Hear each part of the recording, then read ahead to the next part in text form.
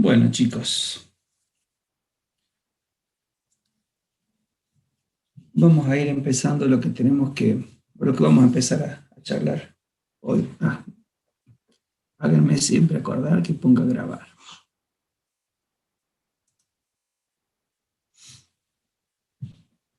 Bien, vamos a empezar hoy a hablar de los temas ya específicos.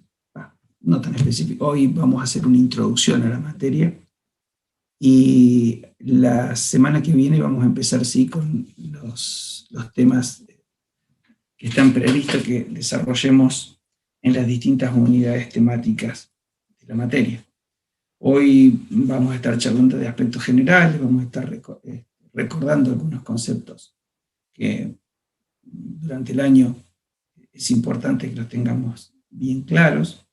Vamos a charlar un poquito sobre qué es toda esta historia de la energía eléctrica, de este fluido que nosotros lo utilizamos a diario, de manera permanente, y no solamente es un insumo importante para la industria, para la producción en sí, sino también para nuestra vida cotidiana. Cómo debemos tener cuidado en la manipulación. La próxima semana sí ya vamos a empezar a hablar de justamente cómo medir, cómo hacer cómo tomar las precauciones para saber cómo estamos manipulando a este elemento. Y la siguiente ya vamos a hablar de cómo debemos proteger a las instalaciones y a quienes convivimos con este fluido eléctrico. Eso es lo que nos va a quedar por recorrer en las clases venideras. Hoy simplemente vamos a hacer una introducción, vamos a estar charlando de cuestiones generales. Quiero escucharlos a ustedes también si tienen algunas preguntas que les hayan quedado de la presentación de la clase pasada, donde estuvimos hablando de cómo vamos a trabajar y demás. Así que antes de comenzar, me gustaría, si alguien tiene algún comentario o alguna cuestión que me quiera preguntar, que lo hagamos, así ya podemos empezar a charlar un poquito sobre lo que tenemos previsto ver hoy. ¿Alguien tiene alguna duda, algún comentario?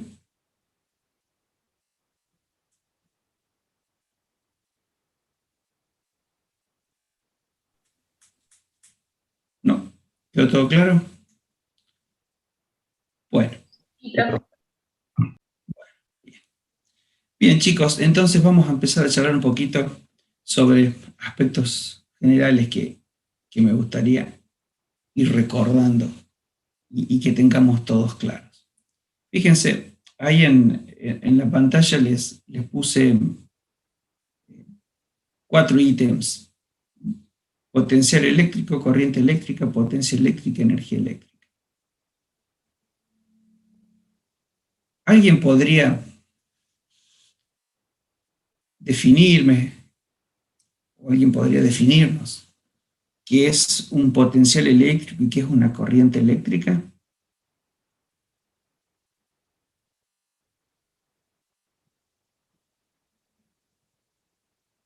¿Nadie? De 139. Una corriente eléctrica es un flujo, dice Pablo.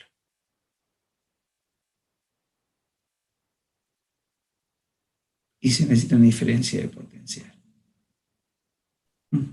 El potencial eléctrico, profe, no es el trabajo por unidad de carga. Muy bien. Muy bien, es una definición correcta.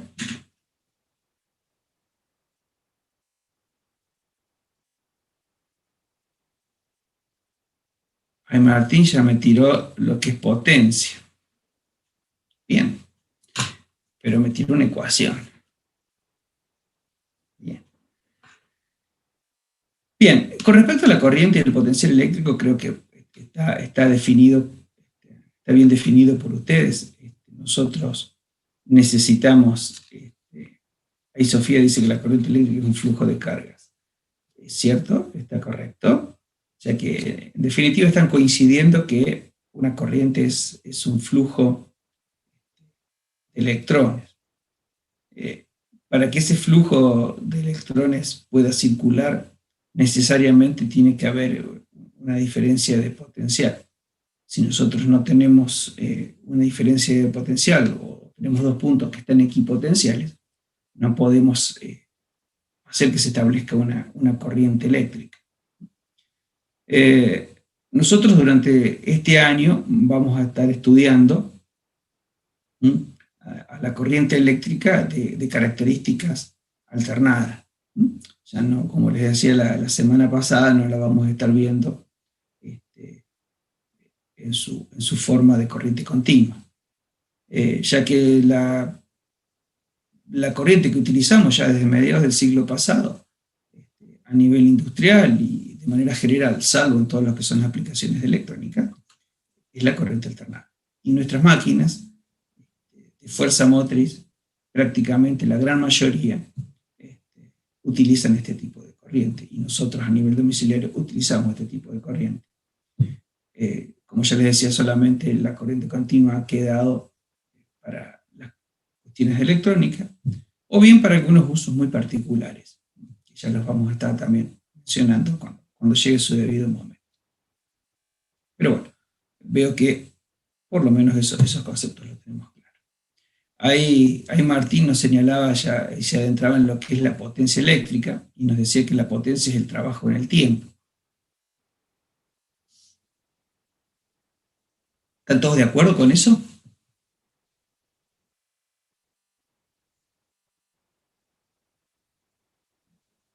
Sí, profe. Sí, profe. ¿Y qué les pasa si yo les digo yo les digo que yo no estoy muy de acuerdo? Pero a lo mejor es por esta hora de la mañana que estoy todavía medio dormido, puede ser. ¿Nadie coincide conmigo en no estar un poquito de acuerdo con eso? Si yo les pidiera que me definieran potencia y energía, pero no con las fórmulas. Ahí Pablo tiró otra cuestión. Fíjense lo que puso en el chat Pablo.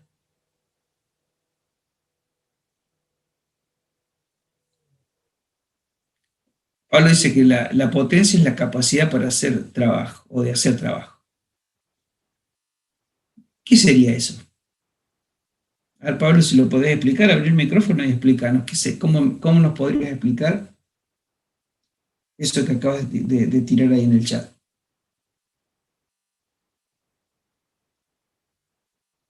¿Te animás o no?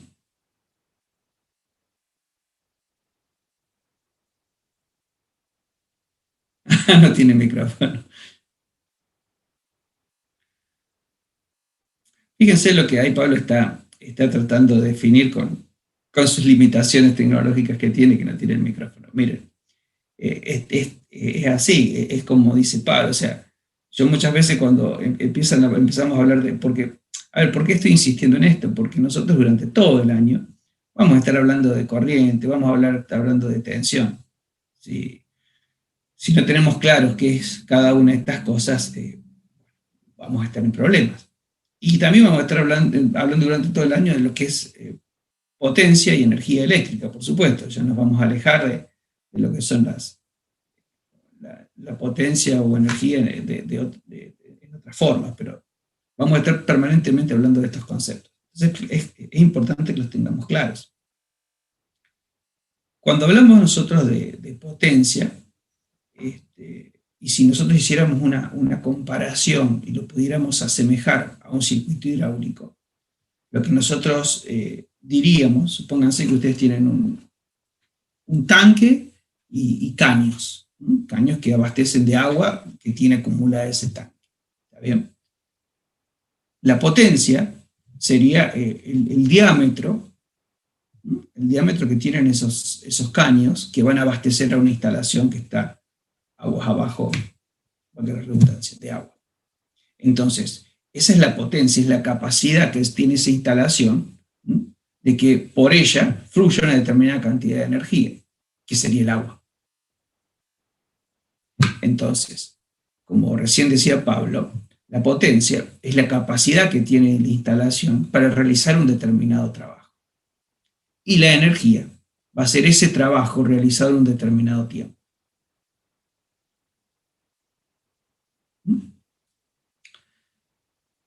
¿Se entendió?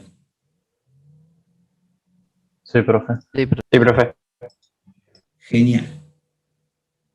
Y ya que estamos con esto, ¿qué es lo que les vende a ustedes la empresa distribuidora de energía? EPEC, por ejemplo, está en el interior y cooperativas. Acá en Capital o en la ciudad grande de Córdoba está EPEC. ¿Qué es lo que les vende a ustedes? ¿Potencia o energía? Energía eléctrica. Muy bien. ¿Y en qué se las mide?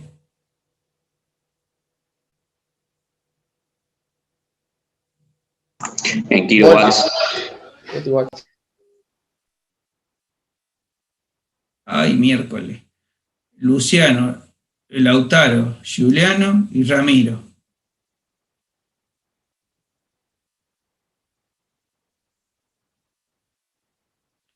No le pegó ninguno.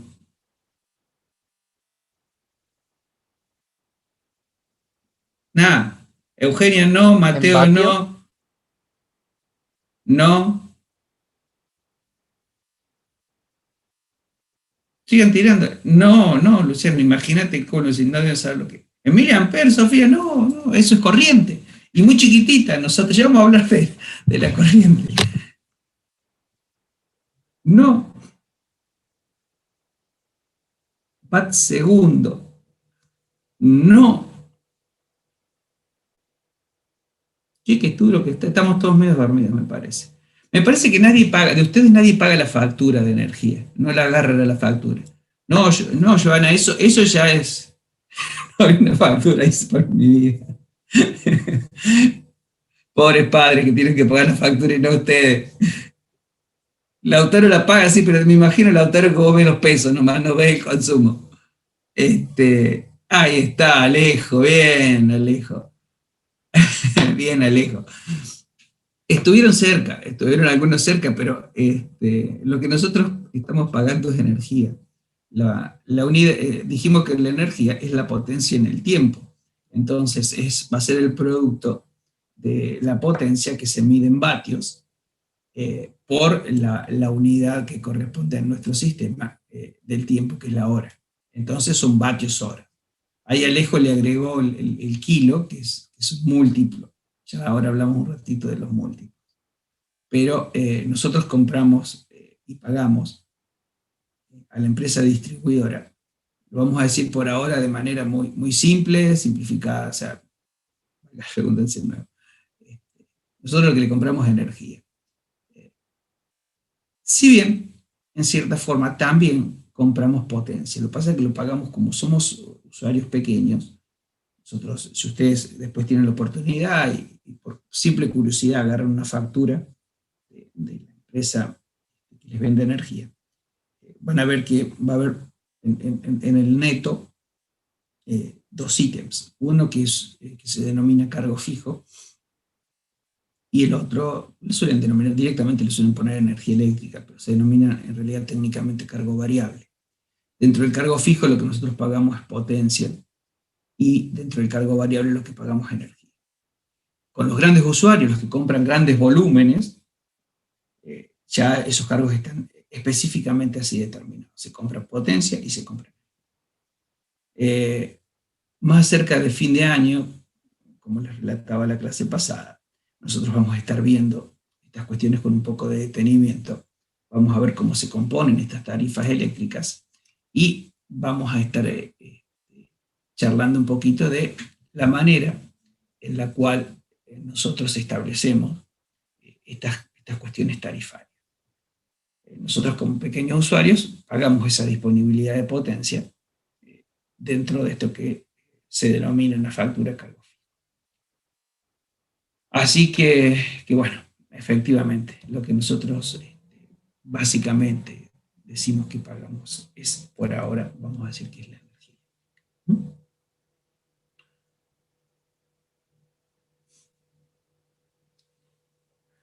Ahí recién me provocó una sonrisa cuando creo que fue Sofía la que puso que, Sofía creo que dijo que miliamper compraba.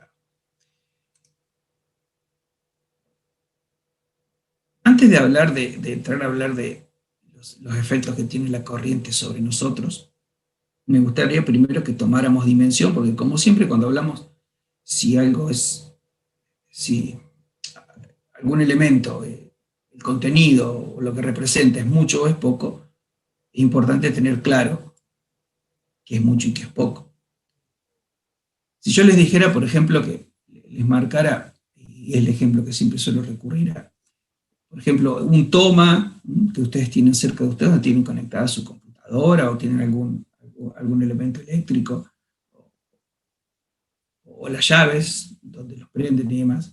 Yo les preguntara, si tienen idea, ¿qué corriente pueden manejar esos elementos que ustedes están manipulando, muy sueltos de cuerpo, que conectan y desconectan cosas? ¿Qué corriente pueden manejar? ¿Alguien tiene idea? ¿Puede ser que sea hasta 10 amperes, profe? Claro, no es que puede ser, es hasta 10 amperes. A no ser que estemos hablando de un toma, vieron donde hay aire acondicionados, por ejemplo, ya de potencias importantes, o microondas, que consumen mucha energía, en donde ya van a ver que el toma es más, permítanme decir, más gordito. Entonces, esos son de 20 amperes, es como está marcando ahí Giuliano. Franco y Marco de 20, Giuliano lo mencionó y Luciano dice que son de 20. Es así, vienen hasta 20 amperes. Entonces,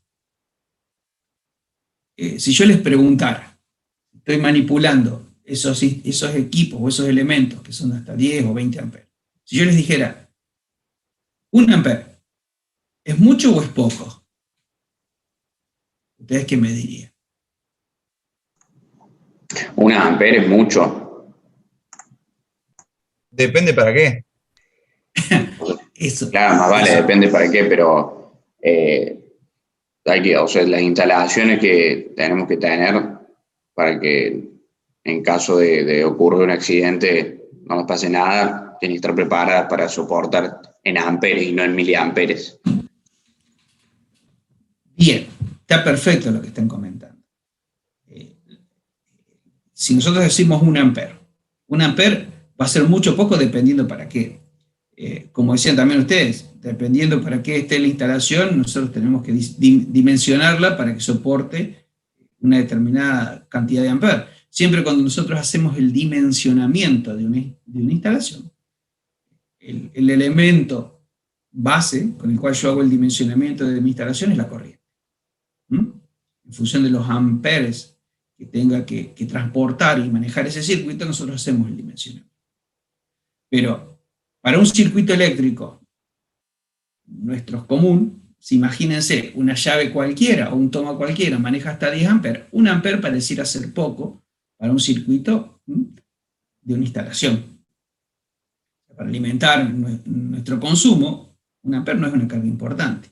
Ahora, si hablamos de 1 amper para un circuito electrónico, y es una locura. Ahí sí vamos a hablar de mili o microamperes. Entonces, fíjense, dependiendo del tipo de instalación, 1 amper puede ser mucho, puede ser poco. Y ahora sí, ya si lo llevamos sobre nuestro cuerpo humano, 1 amper va a ser una magnitud demasiado importante. Nosotros, nuestro cuerpo, principalmente está compuesto por agua. Ustedes saben que nosotros básicamente estamos compuestos por agua y por sales. Es decir que somos un muy buen elemento conductor. La resistencia que tienen nuestro cuerpo promedio, porque obviamente que eso depende de cada uno de nosotros, está en el orden de más o menos 2.000, 3.000 ohms. Esa es la resistencia que nosotros tenemos. Si nosotros llegamos a entrar en contacto con una corriente eléctrica, vamos a quedar expuestos a que se produzca la circulación de esa corriente por nuestro cuerpo. Y como nuestra resistencia es muy baja, bueno, la corriente va a fluir realmente con mucha facilidad. Si nos exponemos a la circulación de esa corriente, obviamente que el daño también va a estar asociado a lo que marca ahí Juliano, al voltaje sobre el cual nosotros quedemos expuestos. Si mayor es el voltaje al que nosotros quedamos expuestos, bueno, pues con más facilidad va a circular la corriente sobre nuestro cuerpo y los elementos aislantes que tengamos van a ser cada vez más débiles. Entonces, si nosotros quedamos expuestos a tensiones muy altas, bueno, es muy probable que tengamos una circulación de corriente. Pero el efecto va a ser siempre dañino. Se pueden producir tantos efectos físicos como fisiológicos. Ahí tienen una enumeración de los efectos físicos y fisiológicos. Y lo que podemos... Sí, dime. ¿Lo puedo interrumpir un segundo? Pero por supuesto. Cuando estaba diciendo lo de 1 amper, y no escuché bien si dijo que 1 amper para el cuerpo humano es mucho o poco, no escuché la palabra que dijo. Mira, antes de repetirte esto, te comento algo. Nosotros empezamos a ser sensibles a la corriente eléctrica a partir de los 5 miliamperes. A partir de los 5 miliamperes, nosotros ya sentimos, ya la sentimos a la corriente. Y vos fíjate, acá dentro de los efectos fisiológicos, arrancamos desde lo que es una contracción muscular a partir de los 10 miliamperes, hasta llegar a lo que es la fibrilación ventricular o el paro cardíaco. Esto último se va a estar dando cuando por nuestro cuerpo estén circulando 30 miliamperes. Entonces, decime, ¿qué opinas? ¿Es mucho o es poco? Sí, es un montón. Ahora que tengo esa información, sí. Es un montón. Por eso que nunca nosotros tenemos que quedar expuestos a ese agente de riesgo que es la electricidad. Como todo agente de riesgo, el daño que nos vaya a producir está asociado a la dosis y al tiempo de exposición. Por eso, que todas las protecciones que nosotros vamos a estar viendo de acá a un par de clases, todas las curvas de disparos están asociadas al tiempo y a la dosis, y es decir, y a la cantidad de amperes. Sí. Profe, por eso las casas tienen el disyuntor, para que no quede pegado. Exactamente. Nosotros vamos a estar estudiando justamente esas protecciones, vamos a hablar del disyuntor diferencial, o conocido vulgarmente como salvavidas, salvavita. Vamos a estar viendo, y por eso es necesario que esté. Ahora, muchas veces suelo hacer esta pregunta, vieron que dice, suele estar en algunas personas la creencia que el salvavita o el disyuntor diferencial no funciona si no hay un sistema de puesta a tierra en la casa. Pero eso es erróneo. Ese equipo va a funcionar siempre.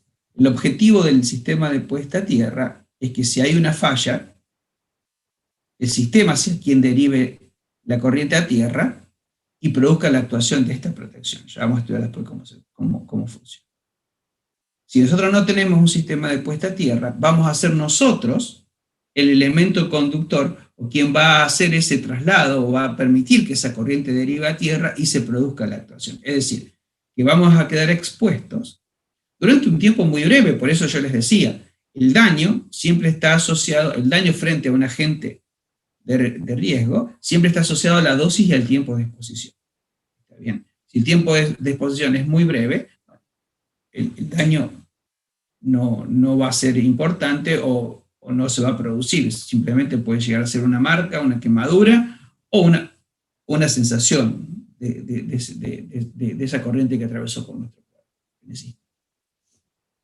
Entonces, nosotros siempre vamos a colocar estos elementos en nuestras instalaciones de manera de reducir o eliminar la probabilidad de que nosotros entremos en contacto con esa corriente. Fíjense que dentro de los efectos fisiológicos, el primero de todos, que es la contracción muscular, vieron que muchas veces decimos, cuando alguien lo agarra la electricidad, se quedó pegado. ¿Pegado por qué? Bueno, porque si nosotros encontramos en contacto con un cable y lo agarramos, lo que nos produce la electricidad es esa contracción muscular, entonces no podemos soltar el elemento al cual quedamos vinculados. Entonces, jamás se les ocurra tocar o agarrar algo que creen que pueda haber, obtener electricidad. Yo me acuerdo que alguna vez algún profesor en secundario, esos secundarios técnicos, y nos decían que, bueno, si dudábamos si había electricidad o no, tocáramos no con la palma, sino con la parte posterior de la mano. Entonces la contracción era de este tipo y nos quedábamos pegados. Yo lo que les digo es nunca toquen. Nunca toquen. Y siempre en nuestras instalaciones domiciliarias o industriales, tenemos que tener uno de estos elementos para proteger o para protegernos a quienes habitamos y desarrollamos tareas en esos lugares.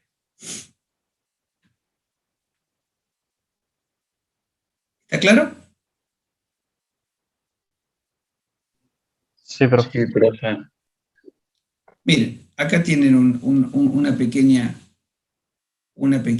pequeño resumen de esto que yo les comentaba respecto a la intensidad,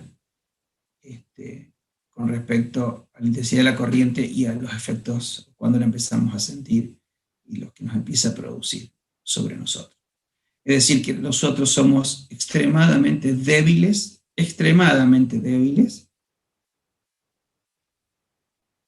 a la exposición de una corriente eléctrica. Por eso, nunca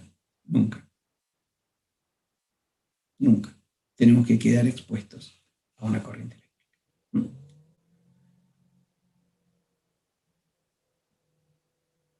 Acá tienen algunas de las unidades de las que nosotros nos vamos a servir durante este año. Hay muchas. Y quizás haya algunas que ustedes no conocen. Vamos a estar repasando este año. Por ejemplo, no sé si conocen lo que es la impedancia.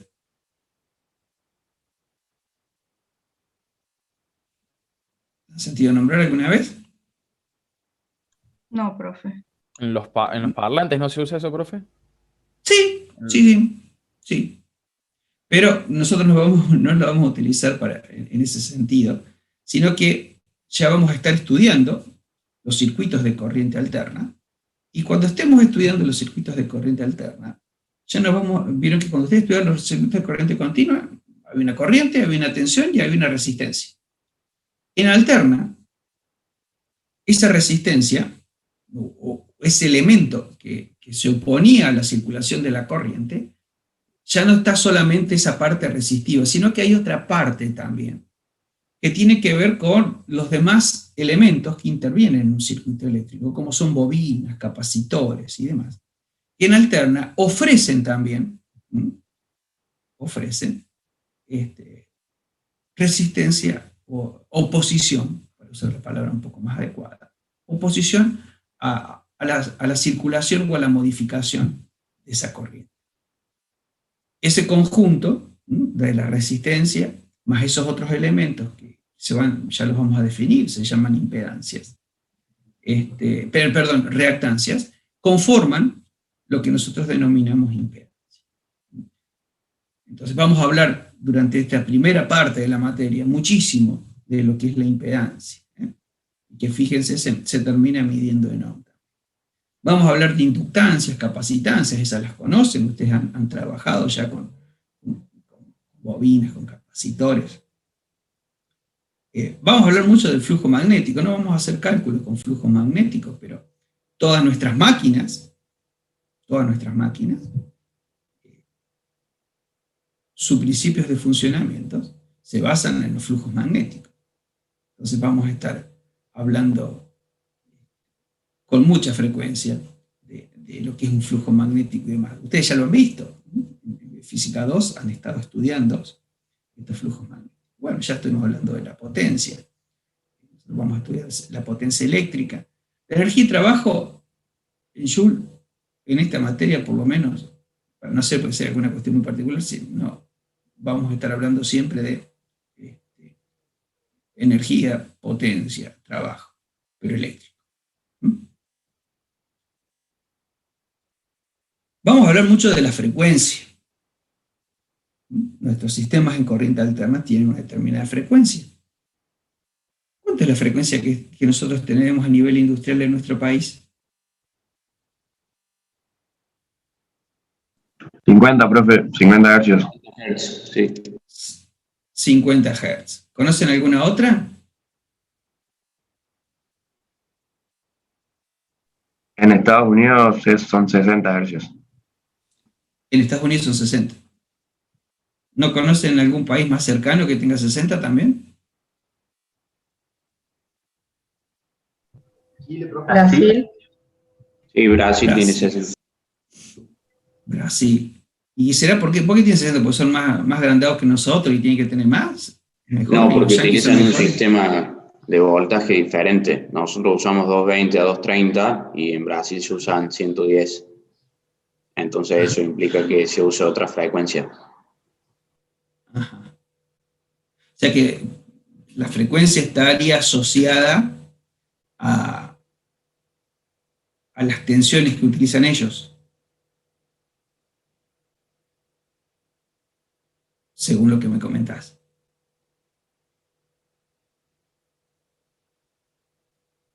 ¿O no? ¿O no estás tan seguro?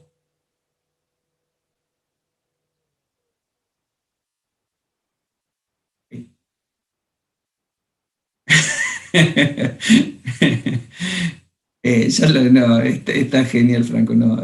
Mi pregunta es por esto, porque la frecuencia, a ver, las dos cuestiones, tanto las tensiones que utilicen los países, los distintos países, las tensiones normalizadas que utilicen los distintos países, como las frecuencias normalizadas, tienen que ver con esto, con normalizaciones, con sistemas que se han adoptado. Nosotros históricamente somos un país que no solamente desde lo técnico, sino hasta muchas veces desde la parte legal, de nuestra conformación como país, como sociedad.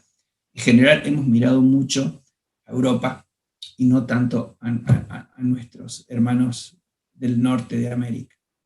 Entonces nuestras normas, o todo lo que es la parte eléctrica, para ir a nuestro tema, siempre estuvo, se ha desarrollado mucho con los sistemas, las normas BDE alemanas. Entonces nosotros en su momento, cuando tuvimos que decidir qué tensiones y qué frecuencias adoptábamos, bueno, seguimos ese tipo de esas normativas. La tensión que se utiliza, nosotros tenemos 220 o 380, si es monofásica o trifásica, 220 o 380. Ellos, en cambio, tienen tensiones menores. La elección de una tensión tiene que ver con el diseño después de los circuitos y de los sistemas de protección. Nosotros optamos por un determinado camino en donde tenemos tensiones más altas y corrientes más pequeñas en nuestros circuitos. Ellos tienen otros sistemas en donde tienen tensiones más bajas y corrientes más altas en sus circuitos. Porque en definitiva, para abastecer a una máquina que desarrolla una determinada potencia, lo que yo tengo que, para poder abastecer esa potencia, necesito tener tensión y corriente. Si una baja, la otra tiene que subir. No hay demasiada vuelta para dar. Entonces, en función de esos aspectos es que se opta por un sistema o por otro. Y con respecto a la frecuencia, tiene que ver con la velocidad de las máquinas rotantes que generan. Nosotros hemos adoptado 50 y en otros países han adoptado 60. Si usted me pregunta, ¿por qué una u otra? Bueno, pues es por una cuestión convencional, una cuestión de desarrollo de los sistemas. ¿Cuál es mejor? ¿Cuál es peor? Bueno, cada una tiene sus ventajas y sus desventajas. No podría afirmar que una sea mejor o peor que otra. Simplemente que son distintas. Una pregunta. No me acuerdo bien, pero creo que había leído que tener una instalación para una mayor frecuencia no es más caro. No. Si estamos hablando de una cuestión eléctrica, netamente, de lo que son nuestros circuitos eléctricos, entre 50 y 60 Hz no hay ningún tipo de diferencia. No hay ningún tipo de diferencia. Sí, a lo mejor vos tenés que tener máquinas con velocidades de rotación distintas para lograr esas frecuencias. Entonces, puede haber ahí algún tipo de diferencia económica, pero no le hace la cuestión, entiendo yo. Ahora, si ya estamos hablando de frecuencias a lo mejor en otros campos, bueno, ya si estamos hablando de mayores frecuencias y demás, puede ser que sí estemos en cuestiones que puede haber una diferencia económica. Pero en nuestros sistemas eléctricos, que tenemos 50 Hz o 60 Hz, son frecuencias muy bajas. Son frecuencias bajísimas. Entonces no hacen a la diferencia. Obviamente que en alterna, cuando hablemos de lo que recién yo les comentaba, la impedancia, ya vamos a ver que dependiendo de cómo estén conectados esos elementos, en serie o paralelo, obviamente que va a haber una variación de esa impedancia porque la frecuencia ahí sí está interviniendo.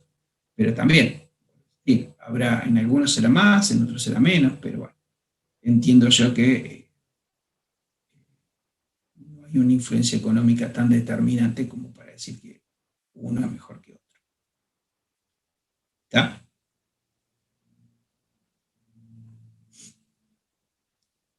Vamos a usar también, o vamos a mencionar muchas veces, lo que son múltiplos y submúltiplos. Nosotros, en la parte eléctrica, en general, todas nuestras magnitudes son grandes, son importantes. Y va a ser muy común, ustedes recién ahí lo vieron, cuando ya empezamos a hacer este juego, era la energía eléctrica, hablamos de los kilovatios hora, ya poníamos el kilo. Así que es muy frecuente que nosotros utilicemos el kilo, y lo utilicemos para lo que es potencia, energía, tensiones. Y cuando hablemos de protecciones, las corrientes de fallas en general son en kiloamperes. Decimos el kilo. Si nos referimos a un sistema eléctrico, y a lo mejor vamos a hablar de que el sistema eléctrico a lo mejor provincial, lo hablamos de mega, a nivel nacional de giga. Si hablamos de una central eléctrica, bueno, cuando nos referimos a la máquina, a la potencia que tiene, hablemos de megas. O sea que es muy frecuente que nosotros utilicemos múltiplos. Submúltiplos quizás hay una unidad de la que ustedes van a utilizar en los prácticos y demás, que es una unidad muy grande, y en general nosotros la utilizamos con submúltiplo, que es el faradio. El faradio es una unidad muy grande, entonces generalmente cuando tenemos capacitores, esos capacitores los vamos a utilizar en microfaradios. Esos quizás sean los valores que nosotros, o los múltiplos y submúltiplos que más comúnmente manejemos, o a los cuales nosotros hagamos referencia. Y por último, nosotros, este fluido sobre el cual nos vamos a estar permanente hablando durante el año, que es la energía eléctrica, tiene origen en distintos tipos de centrales eléctricas que, dependiendo de las matrices energéticas de cada país, tienen distintos orígenes, distintas fuentes. Esas fuentes, dependiendo de los recursos naturales o de las políticas económicas que cada país va siguiendo, bueno, pueden llegar a ser variadas. Nosotros tenemos una matriz energética fundamentalmente apoyada en los hidrocarburos. Y la generación nuestra principal es a través de gas, diésel, fuel. Aunque tenemos también una participación importante en la generación hidroeléctrica y en menor medida en lo que son las centrales nucleares. Y ahora, a partir de estos últimos años, hay un gran incentivo a que aparezcan fuentes de generación de tipo renovables, como son las solares y las eólicas. Básicamente, esa es la composición de nuestra matriz energética, por lo menos en lo que es la generación de energía eléctrica. Esa generación que nosotros vamos a ver con algún tipo de detalle también ya cuando estemos en la tercera parte, ya cercanos a fin de año, muchas veces la tenemos no próximas a los centros de consumo, sino que las tenemos alejadas. Entonces nosotros necesitamos transportarla, llevarla hasta el lugar donde se consume. Para poder hacer eso, es que la energía eléctrica de características que genera la energía alternada, es que se ha valido de uno de los elementos que nosotros vamos a estar estudiando, que es el transformador. Ya que necesitamos modificar los parámetros de esa potencia.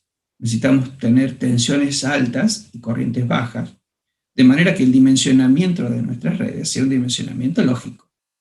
Si no, lo que yo les decía al inicio de la clase, la corriente es quien me termina determinando el dimensionamiento de mi red. Si yo tengo corrientes muy altas, voy a tener redes realmente muy importantes. Y a su vez, como hayan estudiado que la corriente por Joule genera pérdidas, yo voy a tener pérdidas también muy importantes. Entonces, no solamente que voy a tener sistemas extremadamente caros, sino también con elevadas pérdidas. Entonces, por una cuestión económica, básicamente, necesitamos elevar las tensiones para disminuir esas corrientes, para poder transportar las grandes distancias. Y ahí nos vamos a encontrar con que vamos a estar hablando, muchas veces definiendo, distintos niveles de tensión. En general, lo que es generación, el nivel de tensión con el cual se produce la energía eléctrica es lo que nosotros denominamos media tensión. La media tensión va entre 1 kilovolt y los 60 kilovolts. Los valores de la tensión de generación, en general, ya que dependen del fabricante de cada máquina, en general están entre los 10, 12, 13, 14 kilovolts hasta los 20, 22, 25 kilovolts. En general esos son los valores en los cuales se genera en una central eléctrica. Pero es una tensión, si bien es media tensión, sigue siendo una tensión baja, porque las potencias de esas máquinas son importantes, entonces las corrientes que entregan son importantes. Pero para transportarlas, estamos ante el problema que recién les comentaba. Entonces lo que se recurre es a elevar ese nivel de tensión para disminuir las corrientes y así transportarlas hasta los centros. El transporte de esa energía eléctrica se da en un nivel de tensión más alto, superior a los 60 kilovolts. Entonces nos vamos a encontrar con la alta tensión y la extra alta tensión. La alta tensión, nosotros tenemos normado valores de 66 kilovolts y 132 kilovolts. Y ya viene la extra alta tensión, donde hay algunos sistemas muy pequeños, en 220 y 330, y ya el nivel que está normalizado son los 500 kilovolts. 500 kilovolts es la tensión, la extra alta tensión con la cual nosotros tenemos interconectado todo nuestro sistema nacional. Esa energía se transporta y cuando se llega a los centros de consumo se la distribuye. Para distribuirla hay que volver a bajar esos niveles de tensión donde nuevamente nos valemos de estos transformadores. Y ahí ya hacemos un primer nivel de distribución que es en media, que es entre 13.200 o 33.000 volts. Y ya después lo bajamos a la tensión de consumo, que es la baja tensión, que son los 220 y 380, que nosotros recién estábamos comentando. Esos son los valores de baja tensión que vamos a tener en nuestros domicilios o en nuestras pequeñas industrias. Dependiendo del tipo de consumo, es que podemos llegar a acceder a lo mejor a una gran industria, una industria importante, puede acceder a un nivel de consumo de una tensión mayor, que no solamente es por una cuestión técnica, sino también por una cuestión económica. Que lo vamos a estar, téngame paciencia, lo vamos a estar viendo más cerca de fin de año. Es decir, fíjense, en este panorama, en esta charla que hemos tenido hoy, fuimos recorriendo desde cuestiones que tienen que ver con unidades, con cuestiones muy definidas que tienen que ver con nuestros parámetros eléctricos, nuestros circuitos eléctricos, con las protecciones. Es decir, que ahí hay todas cuestiones que vamos a estar viendo en nuestra primera parte de la materia, que es la parte de la electrotecnia. Vamos a estar viendo todas estas máquinas eléctricas que vamos a necesitar para este juego de lo que es generación, transporte y distribución de la energía eléctrica.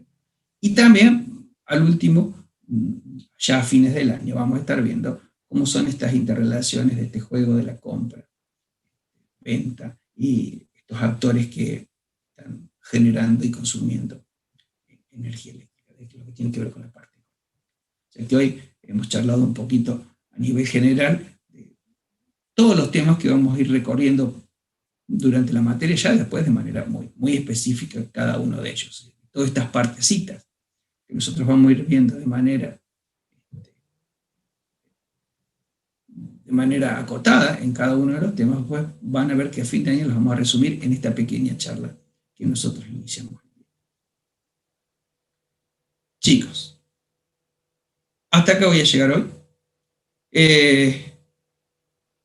Quisiera escucharlos si tienen algún comentario, alguna pregunta para hacerme de lo que estuvimos hablando. Si ha quedado todo claro. Profe, yo tengo una duda que capaz no tiene mucho que ver con la materia, ¿No hay pero problema?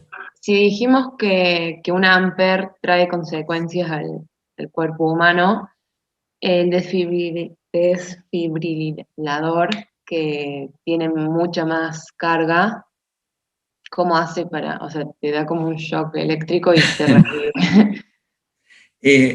A ver, nosotros básicamente somos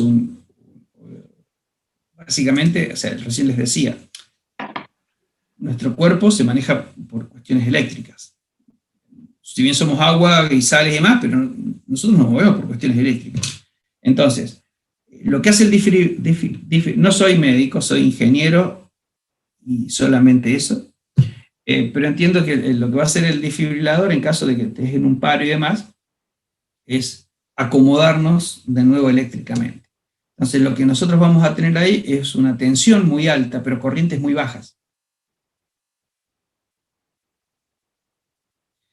Que sería lo mismo, no sé si alguien es de campo y utiliza los boyeros eléctricos.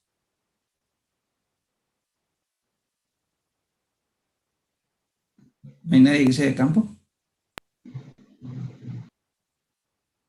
¿Nadie? Yo no, profe, pero los conozco. Martín me dice yo. Martín, ¿alguna vez agarraste un boyero? Sí, no es muy agradable. ¿Te mató? No, Sí, porque estás dando vueltas. te deja tirado en el suelo, nada más. No, bueno, no es para tanto tampoco. Te pega Me ha agarrado y no me deja. Cuando el día Te está pega una húmedo, pequeña- sí, porque tenés los pies mojados. Bueno, Depende cuánto le boyero. pongan también, profe. Depende cuánto le pongan. Un boyero eléctrico tiene 15, 20 mil voltios, pero corrientes muy bajas. Entonces, a lo que me preguntaba recién la señorita, que no le alcancé a ver el nombre, no sé quién era quien me preguntaba. Disculpas que no escuché. Yo y a él. Y a él. Depende de qué es lo que nosotros busquemos, es que vamos a generar una determinada tensión y una determinada corriente. El ejemplo que das del desfibrilador es muy bueno, y vale también el del boyero.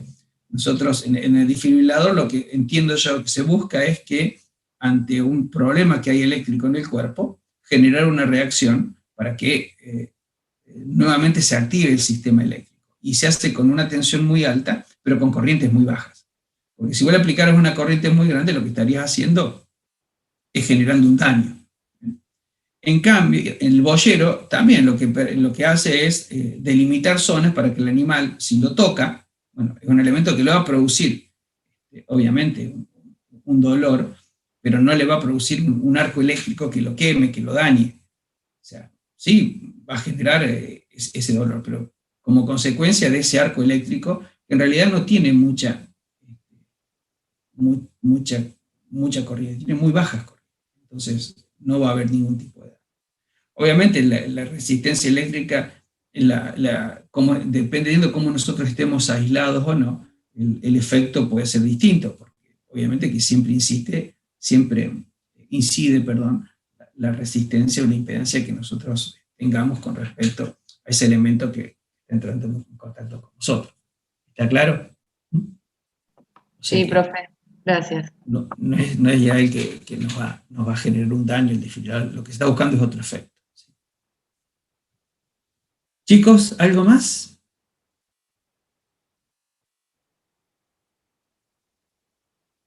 ¿No? Yo, profe, una pregunta con Dale. respecto a las clases. No me acuerdo si les iba a subir a la UV, a las clases grabadas. No, yo les voy a compartir un link en el grupo que tenemos de WhatsApp, porque ¿sabe qué pasa? Que son muy pesadas y nos aconsejaron que no las subiéramos para no ocupar espacio en esos lugares. Yo les voy a compartir un link de mi Dropbox para que ustedes las tomen desde allí, desde el Dropbox mío. Ok, gracias. Franco, sí. ¿La clase que viene seguiríamos con mediciones y errores? O sea, con ese apunte que usted subió. La clase que viene vamos a ver mediciones y errores, y la siguiente vamos a ver protecciones. Y la impedancia, Franco, tenemos un poquito de paciencia, ya la vamos a estar viendo bien, pero por hoy tomémosla como que va a ser la oposición que va a presentar un circuito eléctrico a la circulación o modificación de la corriente alternada. Tomémoslo así, Franco. ¿Algo más? Profe, con la bibliografía, usted había dicho que iba a ir pasando, ¿verdad? De los distintos yo les libros. cargué, sí, yo les cargué en ese documento que tienen en la UV una documentación, una bibliografía como para que ustedes tengan de referencia. A medida que vayamos avanzando de los temas, ustedes me van preguntando y yo les voy diciendo este tema de dónde les conviene poder leerlo con más simpleza, de manera más simple y que no pierdan tanto tiempo. ¿Está? Dale, gracias, profe.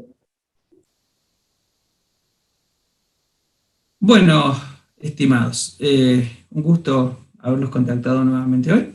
Nos veremos, si Dios quiere, el martes que viene, a la misma hora, 8:30. El lunes seguramente les estaré cargando el link para volver a encontrarnos.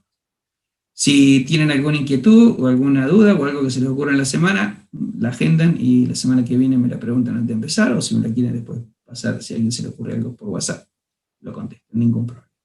Chicos, les mando un fuerte abrazo, cuídense mucho y nos vemos la próxima semana, ¿sí? Gracias, profe. Les voy a estar... Gracias, profe. Nos vemos. Les cargo, en estos días les cargo el link en el grupo con la clase ya de hoy. Así ustedes van a ir permanentemente chequeando eso y les voy a cargar el link de las clases del año pasado también para que las tengan. Gracias, profe. Cuídense. Perfecto, profe, gracias.